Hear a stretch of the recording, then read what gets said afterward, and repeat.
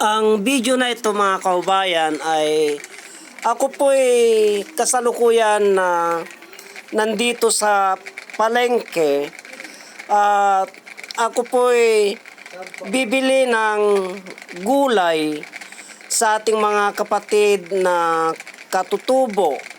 At ito nga po, hanggat ako'y namimili itong ating mga kapatid na katutubo ay napansin ko po na tahimik po sila at medyo hindi po sila makatingin sa kanilang kasamahan. Yung pala ay mainit ang ulo ng kanilang kasamahan na nagtitiplop ng payong. Nagagalit siya sa ating mga kapatid na katutubo. Kaya ayan, padabog-dabog po siya sa tabi ng ating mga kapatid na katutubo na nagtitinda.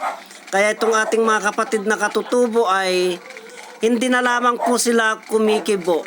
At itong nakapula na ito ay kinakausap niya yung katutubo na pagpasensya na lamang po nila. Kasi maring may pinagdadaanan po siguro. Kaya ayan,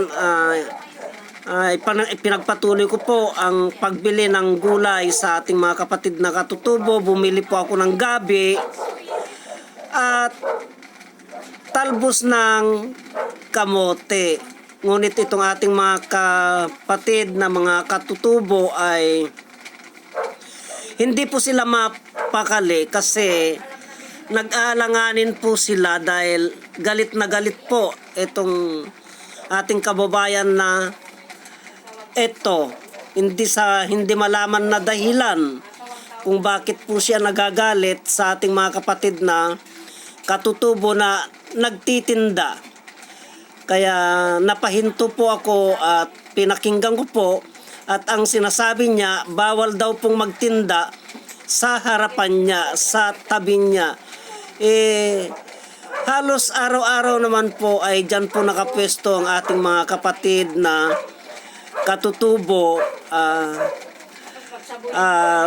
Hindi naman po sila maghapon dyan mga kaubayan, tuwing umaga po lamang. Ngunit itong ating kababayan ay nagagalit siya sa ating mga kapatid na mga katutubo. Kaya hindi na lamang po sila umiimik. Nagkakatinginan na lamang po ang ating mga kapatid na mga katutubo, pati itong mga bata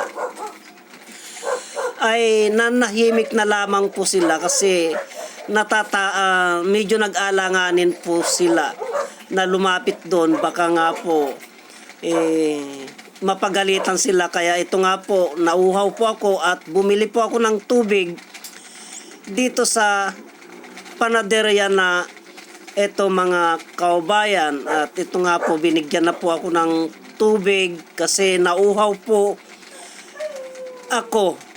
Kaya ito muli po akong umarap sa ating kaubayan na nagagalit sa mga katutubo. Ang gusto niya po kasi ay medyo lumayo ang ating mga kapatid na katutubo sa kanya. Ito po sila. Hindi na lamang po sila kumikibo mga kaubayan kasi hindi naman po mahilig sa gulo ang ating mga kapatid na katutubo. Kaya ito po ay iniwanan ko na po sila at naglakad na po ako paalis sa kanila. At itong namang kalalakihan na katutubo na ito ay nagtitinginan na lamang po sila. Lumayo na lamang po sila kasi nag-alanganin po sila sa ating kababayan na nagagalit.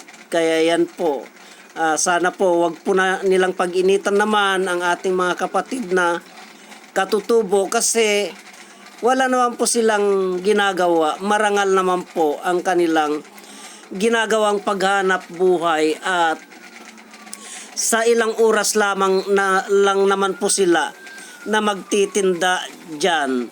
At bandang hapon o tanghali ay umuwi na po sila, umalis na po sila mga kaubayan. Ngunit yung ating yung ating kaubayan ay medyo nairita po sila. Siya siguro na may katabi po siyang katutubo na ang hirap pong kalagayan ng ating mga kapatid na katutubo kasi ang layo pa po ang pinanggalingan ng kanilang produkto. Kaya yan po, iniwan ko na po sila at ipinagpatuloy ko na po ang paglalakad kasi nakapamalingki na po ako at ako po'y pauwi na. Hanggang dito na lamang po at marami pong salamat.